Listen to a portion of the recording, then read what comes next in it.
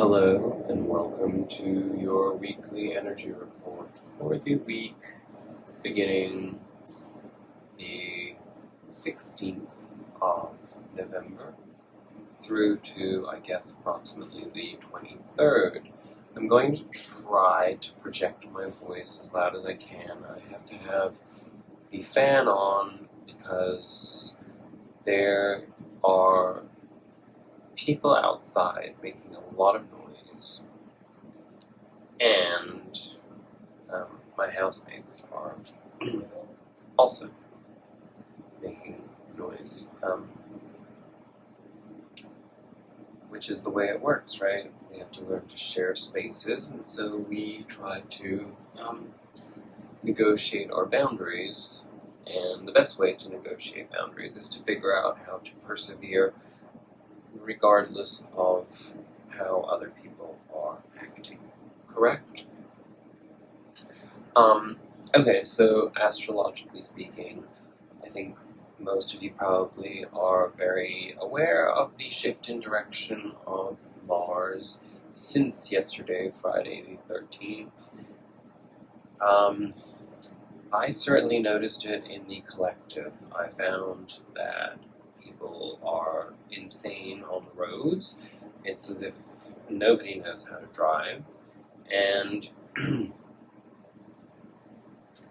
everyone is harboring this inner, I guess it's a form of turmoil. I'm not really sure that that's the exact word that I mean to use, but it is along the lines of something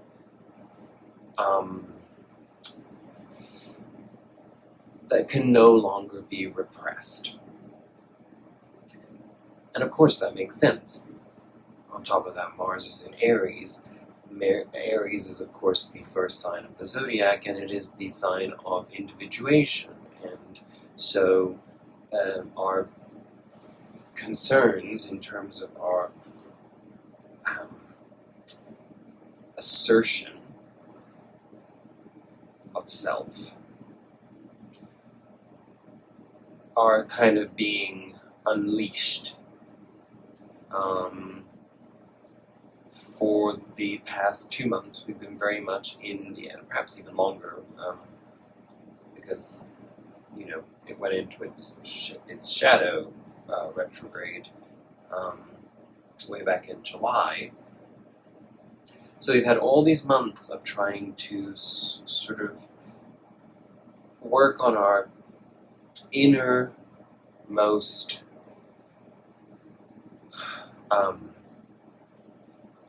grit, the things that perhaps even cause discomfort in ourselves regarding ourselves, coming to terms and to be an acceptance of parts of ourselves that we formerly believed were not permissible, not by other people's standards, but by our own desire to curate our identity to the outside world.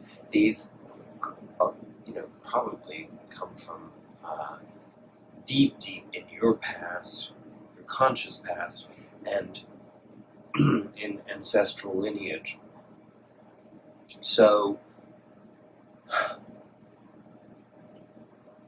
I think we all need to take a collective, deep breath. Let's do it together now.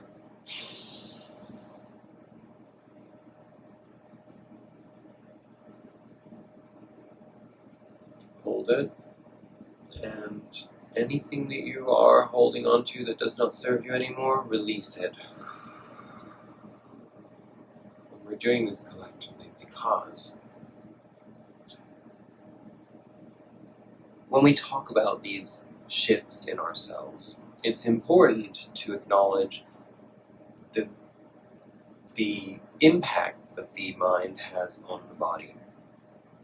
And I often notice that when I start talking about these energies, particularly energies that we could deem not so much, well, they are problematic, but it's more counter-peaceful.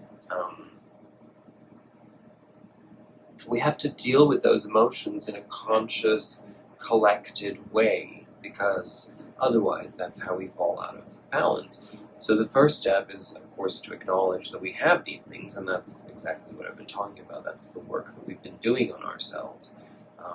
We may have even found that we've shed parts of ourselves, perhaps even physically, because of just how intense this inner process has been.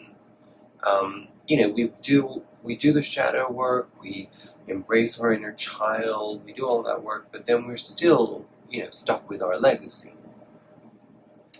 And our legacy will always remain colored by the state of mind and the perspective and the knowledge that we had at the time that we had the experience that caused the trauma or the wrong assertion. We get all these mixed messages in life all the time from our experiences when we are not fully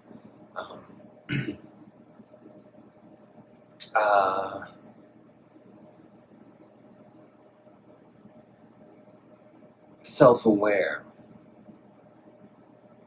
And those mixed messages can really shape philosophies that are counterproductive, that are detrimental to our spiritual well-being.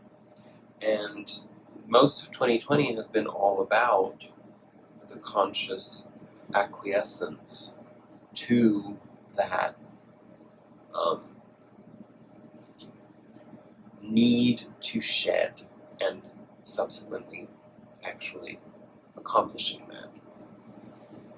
So, there's that. Mars going direct is a big one. We're finally going to actually start to see the fruits of our labor, so to speak. In other words, we're going to be able to contextualize that inner process in our external life now. And I mean, this has been building up. And, when it first changes direction, Mars is very slow to progress, so we're not really going to be shifting that much that quickly. But certainly enough that we can slowly start to experience and acknowledge that there are things in our on our path that start to shape more intently and more in a more driven manner, with the goal to perhaps be more focused on manifestation.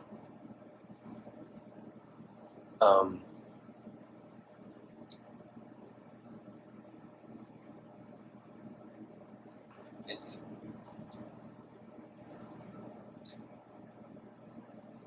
of course heightened right now by the fact that we're also in the new moon energy of Scorpio.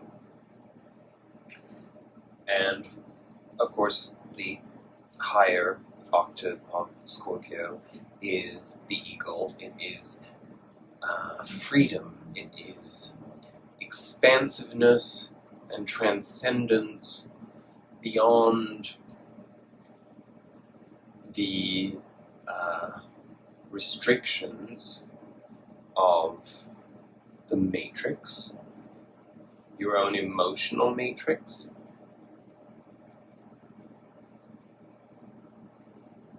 I mean, spend some time thinking about that while we're in this new moon energy. Like, if you had built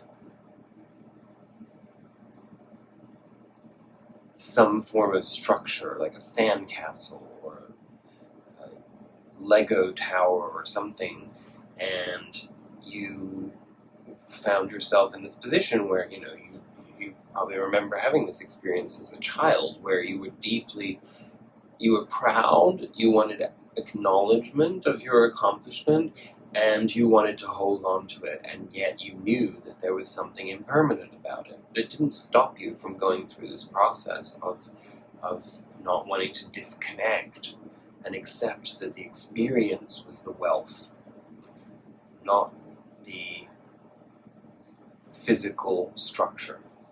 So that's a little bit of what this new moon represents. It's time to deconstruct.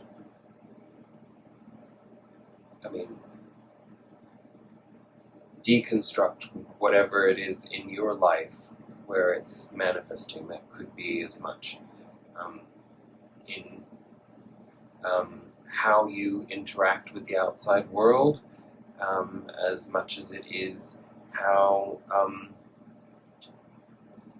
that maybe you really literally need to deconstruct something. I don't know, because I'm not in your head or in your life. But sometimes we have a habit of thinking that when we've done a lot of inner work, that means that we've processed the behavioral shift. But the fact of the matter is that until you're actually having experiences again in that new mindset, you can't really be that change, right? You are it, but you have to show yourself that you are what you believe. So, where do we start? I pulled a Celtic cross, and I guess I should move back a little bit. You can see that I'm on my bed again, because I really haven't figured out how on earth I guess I could put a small desk in my room, but I don't really want to not have space. So, alright, Spirit Animal Oracle card of the week. Porcupine Spirit. Number 48, which comes to 12, which comes to 3, sacred number 3, which marks a new process. So, when Porcupine Spirit calls your name, you are being asked to adopt the beginner's mind and to approach situations with innocence and curiosity. The old, confining stories no longer have a hold on you. You can't make this shit up, right? I say that all the time, and I shouldn't be surprised, right? Because that's what I'm doing here, but I still am. It just feels good to have validation of the intuitive mind, right? Life is full of surprises hiding in plain sight. Looking at the world afresh with new eyes can help you find what you have been seeking, whether it is a relationship, an opportunity, or evidence that you have all you need right now to co-create what you desire. Who knew? Porcupine asks that you be playful and have a childlike curiosity. There is so much waiting for you that you have yet to discover. And all of that fully resonates, but at the same time, because we're all at different stages of our evolutionary process, and we have individual astral charts that mean that we can have other planetary aspects that can negatively or positively influence these major transits, let's look at the protection message should any of us be struggling in this week. Are you feeling prickly and defensive lately and assuming you will be hurt before you have seen any sign that such a reaction is called for? Perhaps an old sense of guilt and shame is causing you to be cynical and wary when you are meant to be open and curious. Self-protection is a good thing, but you may be protecting yourself from something that will not actually harm you, but instead will bring you abundance, happiness, and love. Remember your innocence, and you will see what you have been overlooking. Porcupine quills are filled with air, allowing a porcupine to float in water. Now is a time to let your innocent nature keep you buoyant. I like that a lot, and I'll tell you that I've been thinking about that myself in terms of how I interact with other people, including people in my life who I've known for a very, very long time, and where I have had the opportunity to reconsider how I interact with those people, and subsequently, as a result of changing the way that I interact, letting go of all of the preconceived notions, all of the things where I'm like, oh, this person is like this person likes these things, this person thinks this way. You know what? That is a reality that you choose to hold on to, or I choose to hold on to, based upon what is convenient, because I don't want to put the fullness of my effort into cultivating new cellular regeneration of the energetic flow of the relationship with that person, you know? And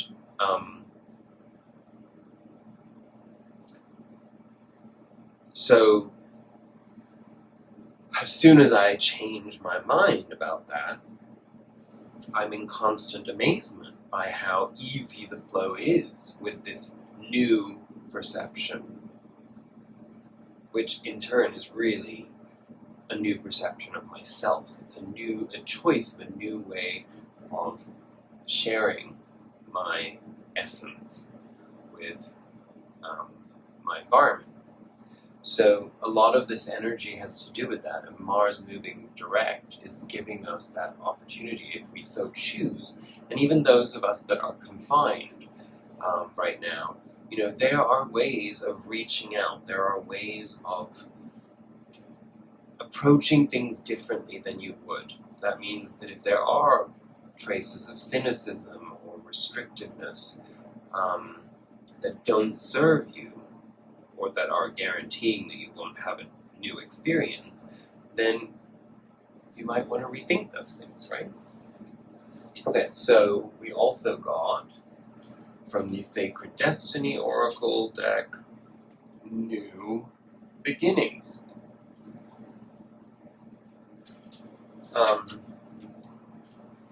New Beginnings is represented by the radiant sunrise, just in case you didn't get that. The sun is the most profound symbol of life itself, large enough to fit 1 million Earths inside it. In ancient cultures, the largesse of the rising sun represented hope and the understanding that life begins again, fresh and new. Responsible for the climate and weather of the Earth, it is the symbol of birth and rebirth. It can also represent resurrection at a time of profound spiritual awakening. It symbolizes the end of darkness and the beginning of light, and an initiation of a whole new cycle. The sacred landscape wants you to know that your life is expanding in profound and wondrous ways. New experiences and ideas are emerging. Vitality and wide-open opportunities are at hand. Seize the day. This is a perfect time to begin that new project or give birth to an emerging idea. Timing is everything, and the time is now. Anything and everything is possible. Good fortune awaits you. The rising sun is the ultimate symbol of the Yang principle, expanding power and activity. You are radiant and luminous. There is a glow within you that can be felt by all. Okay, so that's nice.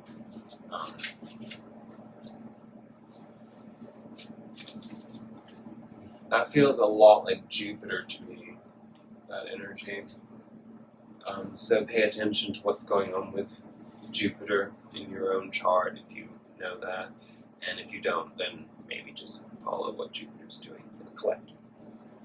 It's always a good place to start, because once you start understanding those things about the planets, then you can fine-tune your process in terms of self-knowledge. Okay, 2 Wisdom of the Oracle cards that I pulled. I'm not reading from the descriptions because, well, frankly, I like the cards, but I find the oracle book.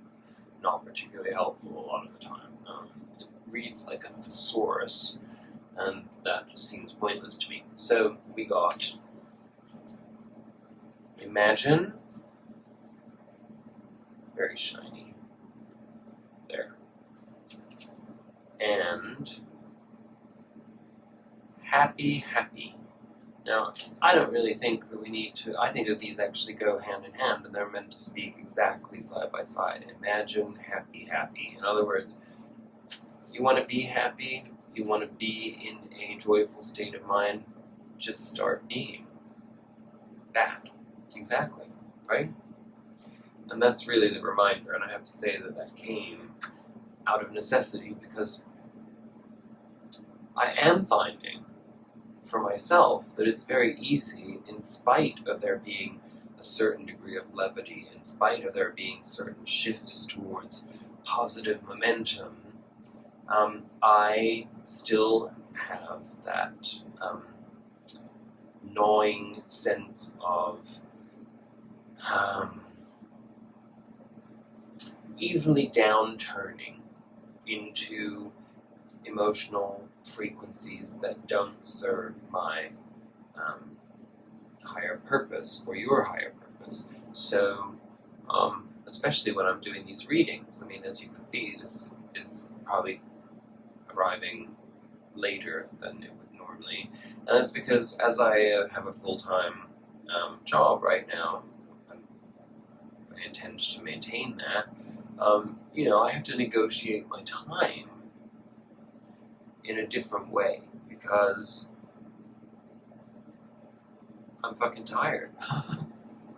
And I have lots of shit that I need to catch up on, but I also, this is very important to me, and I enjoy sharing my knowledge. I enjoy sharing what comes to me via my own guides and channeling, and I really enjoy the idea of the connection that we have, even for people that I know personally, who are very dear to me, having the opportunity to speak in this capacity that's more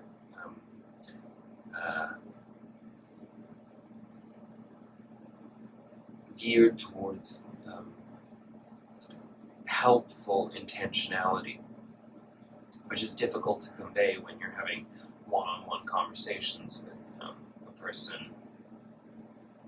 It's not impossible, but it's just more difficult. So this is just a little bonus in that way. And it works for me too, because it gives me insight into who I am and how I relate to the collective, and also it allows me to explore the things that I learn in a more personalized manner. So, you didn't need that explanation, but why not? Where do we start with our reading, our underlying energy for the week? The Knight of Cups. And I did take a Osho Zen Tarot clarifier, which is the Seven of Pentacles, or rainbows in this case. So, interesting combination. I will take the Osho to be more representative of the etheric, or the more spiritual resonating aspect of our energies this coming week, and this to be more grounded in our physical experience, or what drives our physical experience. So, to look at it from that perspective, the Knight of Cups is a pretty fast-moving, optimistic, romantic, driven dreamer, which goes well with our oracle card messages. It's the embodiment of that. So it's like, think of that consciously in whatever you're doing in the this coming week. what your intentionality is, what your drive is, how you're feeling. Can you interject magic, inspiration, excitement, adventure, passion into your encounters and creations? And of course, the Seven of Pentacles is more the idea of contemplation. So in this deck, it's called Patience. But maybe we should read some of that. No, we shouldn't, because I didn't bring the book. So let me go over here. And I don't want to have to get up and go through all of that. So I'll take that as a sign to just say that we should take it from the perspective of what it represents is to understand that there is a cycle, and here we are at the beginning with a new moon, so we go through this cycle. The new moon is the opportunity to set intentions and also to acknowledge the thinning of the essence of what drove us in the prior cycle. So think about that for yourself. In my case, it probably would have been very much driven by the idea of pragmatism and being frustrated with circumstances in my life that required of me to wake up and make a decision in spite of the planetary energies all being introspective, that I was forced to push through and make tangible commitments in my life, that because they came from the inner process, they have more density to them in terms of the effect that they have on my experience. So that's what I'm moving out of now, and moving into the Cup energy of the Knight of Cups, which is about emotionality. So it's how am I going to experience my emotions in my new reality? What emotions do I want to feel? How do I want other people to make me feel? And how do I want to make other people feel? Specific people, even. So, so that's how I would share that with you. I don't know why I'm moving my hands so much today, but I guess, well, I do actually. Side note, I'll tell you. I went for a massage today for the first time in a long, long time. In fact, if I told you how long, you might be shocked if you're a person that thinks massage is essential to life, which I do, especially because I am not, I'm not a slut. Sorry for slut shaming anybody who is. So I don't get a lot of human touch in my life, so to be deprived of that to that degree without massage can be very strange. And what I'm saying is massage is not in any way whatsoever erotic. It can be, but that's not the intention of it. But at the same time, the sensuality of massage, despite outside of a sexual context, is an important exchange of energy that without that we can feel very deprived. And I don't know if I repeated myself just now, but I was trying to explain something, and I think you understand what I mean. So anyway, it had been after I left the United States to go back to Europe for, which was over 3 years ago, I didn't really have any massages when I was on that side of the Atlantic, aside from getting some weird assault scrub in a Moroccan hammam, but which is very enjoyable, but not a massage. Anyway, where was I going with that? Oh yeah, so I went and had a massage today for the first time, mainly because I had this feeling that that's not going to be possible for very much longer again, because I think that we're about to all head into further restrictions again on our activities and closure of small businesses. that are in the field of care outside of medical practice. So I wanted to get it in there while I could. And I went, and because it had been such a long time, and because I do exercise a lot, I had knots galore, and it was agonizing. And strangely enough, one of the places that hurts the most now, aside from my traps and my the muscles that link my pectoral to my shoulder, this area in here, oh my god, the massage therapist is like pressuring it and pinching it so hard, and it was sore. It's really sore. So that's why I'm moving my hands around so much. Very long story to tell you that. Maybe there is some purpose to that for you. Anyway, at the center of our reading, interestingly, the first card that came out was the goddamn Three of Swords. So, again, it's the idea that this new moon is asking of us to let go of something that we're still holding on to. And it's like, what is it that we're holding on to still? What are those three swords? And why are they popping up again? I mean, I can answer that for myself, but it's, for you, you have to figure that out in your experience. What is going on with you? Excuse me for doing this, but I think I'm a little tired, and so I get I always rub my forehead and my eyes when I get tired. So, whatever's happening, if you're feeling in this space,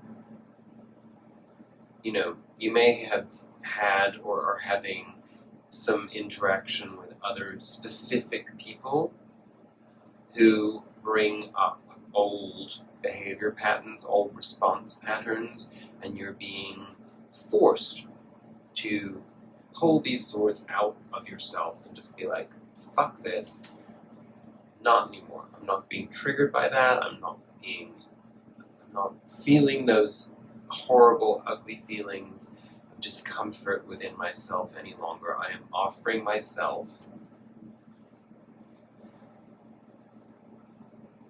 the Ace of Pentacles, because the heartache and the heartbreak, what they're doing at this point is not only preventing you from having emotional experiences that serve your higher self, but they're preventing you from manifesting real, material,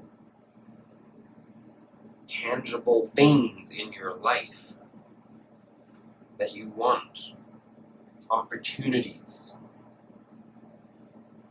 You're your own worst enemy because of this, and that's not your fault, because this is painful and this is hard. This is not just from this lifetime.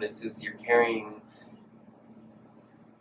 just generations and centuries and civilizations of trauma and pain. So it stands to reason that even though we are extraordinary in our capacity to overcome everything, that these things, take a lot of conscious effort to move beyond. So don't be hard on yourself. Just acknowledge where those things are and accept that, the Hanged Man is what crosses us. So that is, we got that Seven of Pentacles as our underlying energy. It's like, the contemplation of, is it worth it? What is worth it to me? And being in the Hanged Man mode can make it difficult, even though it's a choice to be suspended, to contemplate and to assess and to evaluate. It can also feel like it's preventing us from grabbing those pentacles. So, okay, this is what I'm getting. I've just understood something. So, what it is that your spiritual truth necessitates you being in a hanged man perspective on a regular basis. This is going in order to process, in order to, as we've said many times before, analyze the subconscious space to then almost regurgitate it in a purified form to elevate your experience so that you can go through that cycle, but each time to expand, right? And it's important to remember that that's what we're doing. You know, sometimes we feel that we're not making progress, and because we feel that way, it takes us immediately back to, oh, it's because there's something wrong with me, it's because I have this pain, it's because I have this, I'm harboring this resentment, or whatever it may be, you know, whatever learned dark response that actually is no longer your reality, but that you find it difficult to transcend. Because you're in fear of letting go of that. Well, you're in fear of letting go of fear, which of course is madness, right? I hope all that made sense. Anyway, coming out of our past. Oh, I didn't tell you I did a Celtic cross this week. That's just what called. So, coming out of our past, 8 of Cups. We have walked away from something that did not serve us, but also something that was keeping us, was preventing us from seeking our 9th and 10th cups. We were too comfortable emotionally. We were not taking the risks necessary in order to continue growing.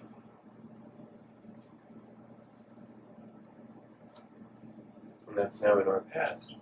And what pushed us there was the Chariot. This is our underlying base card in the reading, the Chariot.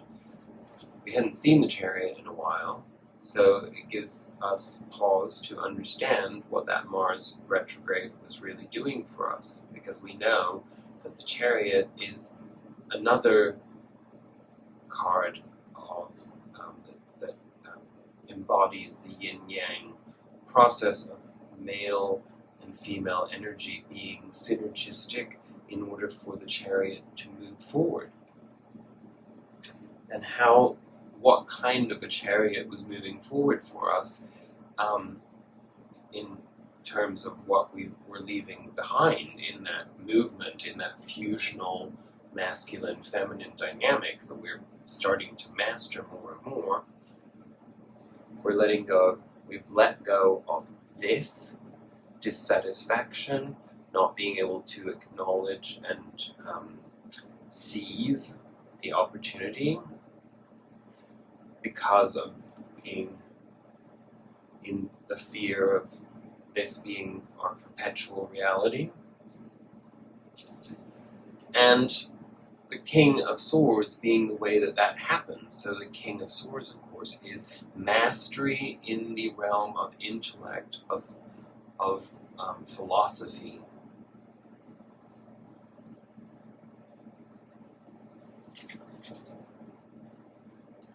So that Chariot shifts us into our immediate future energy, which is the Magician, the power of manifestation, the acknowledgement that you and I are alchemists, and we can make anything happen based upon our will, our determination, our drive, and our inspiration. When we are in alignment with all of the elements. Because the Magician is a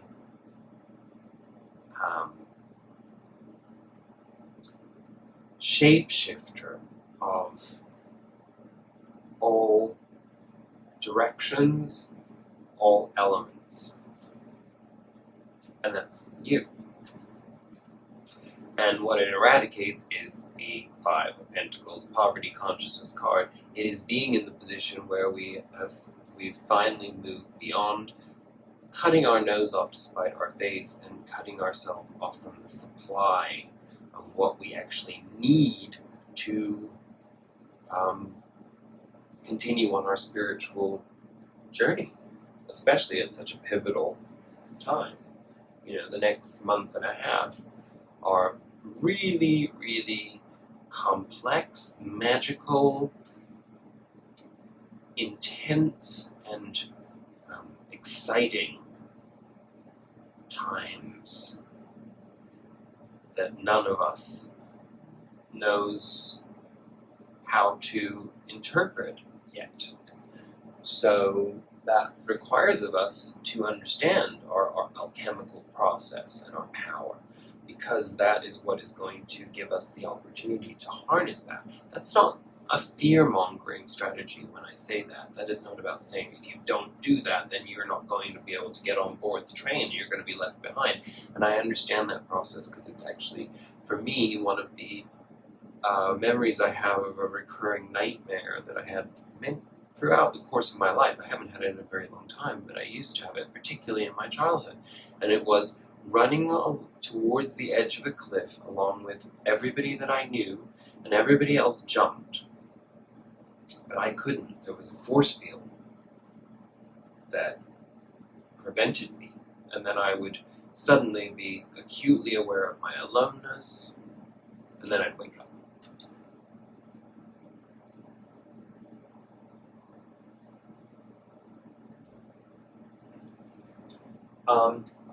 Our crowning energy. I couldn't understand this, so I had to take two clarifiers. We got the Hierophant.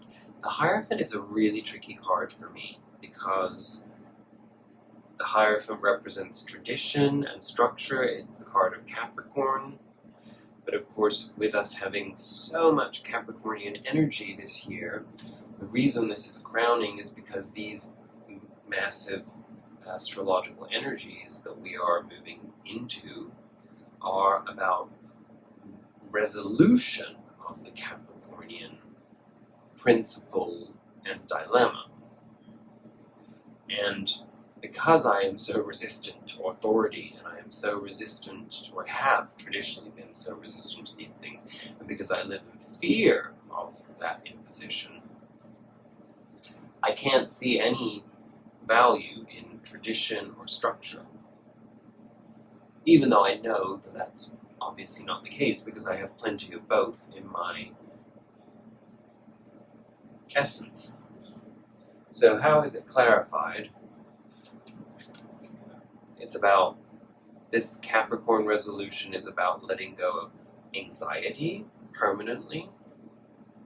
So it's ironic that the fear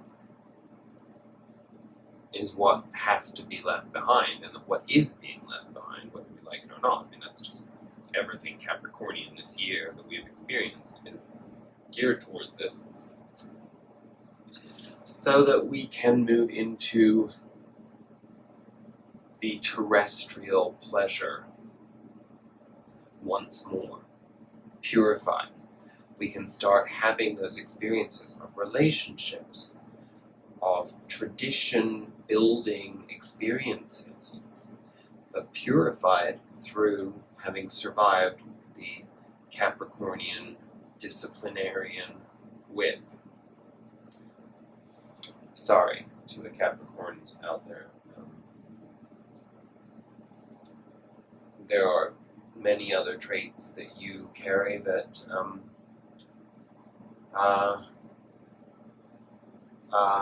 have great power and beauty to them. I'm a Leo, and so you terrify me. But I guess I'll be overcoming that too. In our present, of course, the Ace of Swords. The Ace of Swords is a new awakening of philosophy, a new way of perceiving things. a new way of speaking our truth, a new way of manifesting the fruits of our truth tree.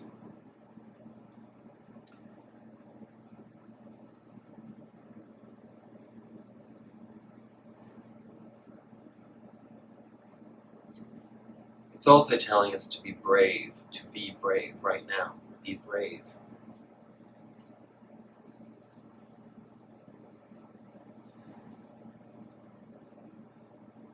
Because your environment, our environment, has the potential to drag us down into feeling gravitationally restricted. So bravery is required in order to break free of the illusion that the Capricornian energy is actually there to further imprison us. It's not. It's like you have to, in order to be free, you have to be disciplined. You have to not rebel against yourself. That's really important.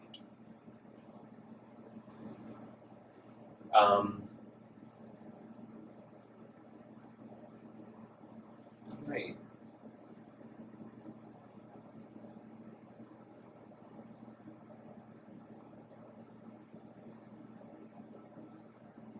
So weird.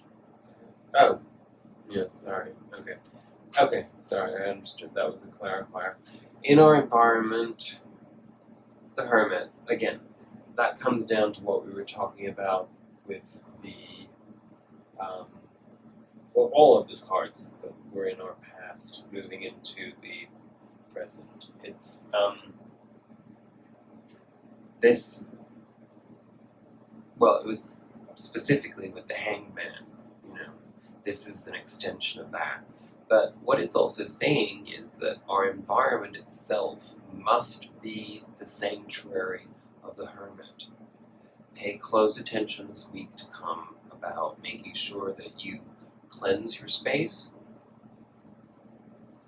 that you set intent in your space, that you just, quietly have periods of time where you just maybe listen to some calming music, you take your pen and your pad and just write down some ideas, write down some things that you want to acknowledge in yourself, that you think are your beauty and your drive, and then make that your intention to embody that even more. That's for somebody out there. I don't know. Maybe all of you. Who knows? I probably could use it myself. But, the Hermit is in our environment, so it's telling us to make our environment that of the Hermit. And that doesn't mean to seclude yourself. What it means is to, as I said, cleanse your space, keep your space harmonious, energetically clutter-free, and in high resonance. In our hopes and fears, our psychology card, we have the Two of Cups, which of course we had as our outcome last week. So I would say that as we move into this new energy, that everything about this reading seems to be indicating is manifesting now that Mars is direct. In order to make relationships happen in your life, you need to be in a romanticized state of mind, which means that you have to be in love with life. You have to be in love with the essence of who you are, your environment, and what you have to offer. You have to love that. You have to believe in you, that you have those things. We still are, particularly as empathic, sensitive souls, we tend to hold back in the desire to be asserted by others, to be reinforced, to be told who we are by others, to be told what our intent is. And that, my friends, has only ever gotten us in a lot of trouble, right? So we know better, and it's time for us to hold space, be the person that you need to be in order to have the experience that you want to have. And I know that all of us are cynical, fearful, and deeply embittered about relationship, romantic relationship. And unless you allow yourself to think bigger than the scope of how you've thought before in your life, you are not going to have the experiences that you want to have. And you can keep denying all you want, but the reality is we are not here to be the hermit. We are here to give ourselves time to be the hermit, to process and to evolve and to be healthy in order to have relationships. Our outcome, we got 2 Rider-Waite tarot cards and 2 Osho cards as clarifiers. So we got the Wheel of Fortune, and I shuffled like crazy to figure out what the hell this Wheel of Fortune is shifting us into again.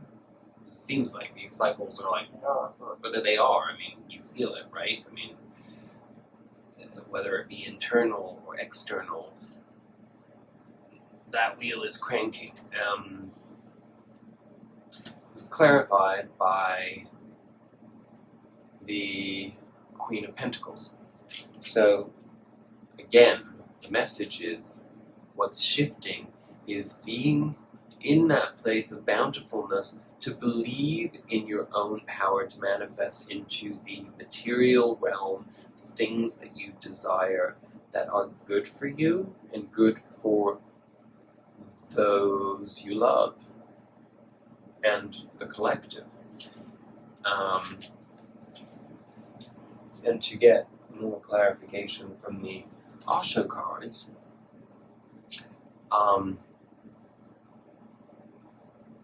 the first card that came out, which actually this is the only clarifier on those cards that I took, specifically because the Wheel of Fortune was being really tight-lipped on how that change in fortune is going to manifest.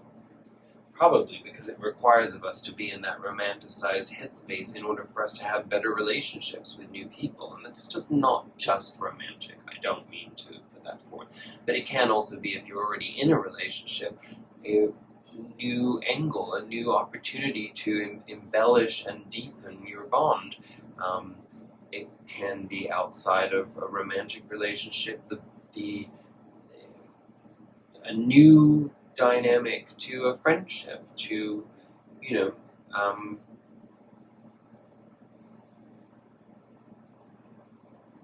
just more healthful interactions, that make you feel good. And the way you get there,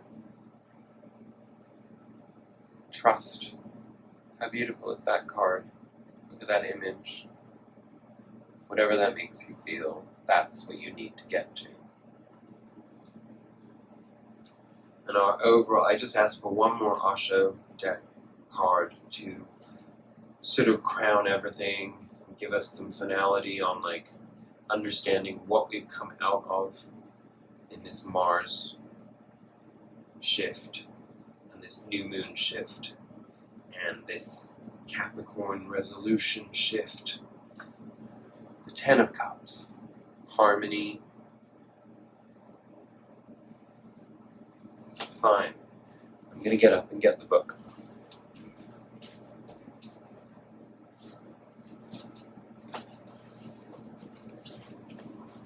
It wasn't hard. Okay. I know I'm making this video very long, And I'm kind of doing it on purpose. I'm fucking with you. Not because I want to antagonize you, but because I'm embodying Mars direct. What did I say? Harmony. Right. 10. That's not right. Oh, here. 116. 116. Okay. Are you ready? Listen to your heart. Move according to your heart. Whosoever the stake. I'm sorry, I'm going to have to read that again because I suddenly started hearing Roxette. Do you remember that song? Listen to your heart when he's calling for you. Why am I singing that right now? Maybe it's the romantic headspace, right? That we're supposed to be getting into. Okay. Really, this time I'll read it. Listen to your heart. Move according to your heart, whatsoever the stake, a condition of complete simplicity, costing not less than everything. To be simple is arduous, because to be simple costs everything that you have. You have to lose all to be simple. That's why people have chosen to be complex, and they have forgotten how to be simple. But only a simple heart throbs through with God, hand in hand. Only a simple heart sings with God in deep harmony. To reach that point, you will have to find your heart, your own throb, your own beat. I mean, that's your headspace. Get there. And that Wheel of Fortune's gonna come turning. Okay. I have nothing more to say to you. I love you. I really do. And I love so many people. I really do. And if you're watching this, I love you. I love you. I love you. I love you. I love you. I love you. I wish you just everything that you want and deserve. Ah.